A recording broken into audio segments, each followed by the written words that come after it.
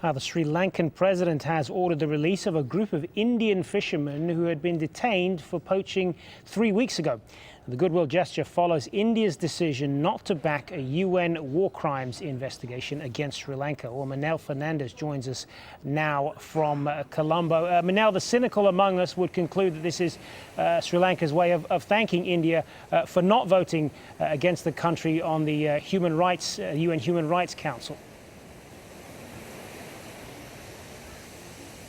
That's right, and it's not just the cynical. The president's spokesperson who spoke to me this morning did say that the president's instructions that all fishermen, Indian fishermen in custody, be released as soon as possible was very much a goodwill gesture following India's vote at the United Nations in Geneva yesterday. Now, India chose to abstain from this vote against Sri Lanka, calling for an international inquiry into war crimes allegations. So how significant is India's decision then in the general scheme of things?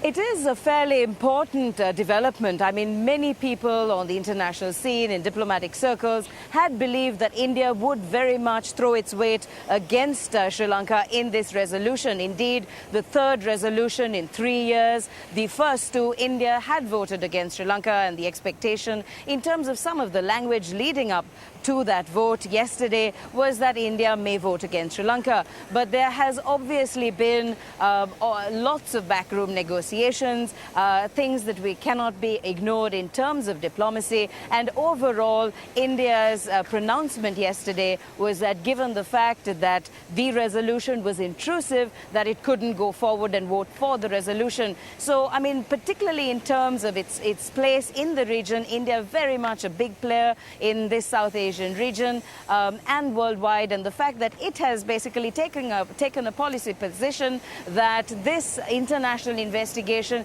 is an intrusion into Sri Lanka's affairs, and very much in terms of the stand it took that Sri Lanka must be allowed to go on with its own domestic mechanisms, of course putting markers down of what it expected Sri Lanka to achieve, but overall saying that this international mechanism was intrusive and abstaining from the vote was seen as a very significant development for Sri Lanka and also its relations with its big brother across the seas. Minnelle Fernandez reporting to us from Colombo. Thanks for that.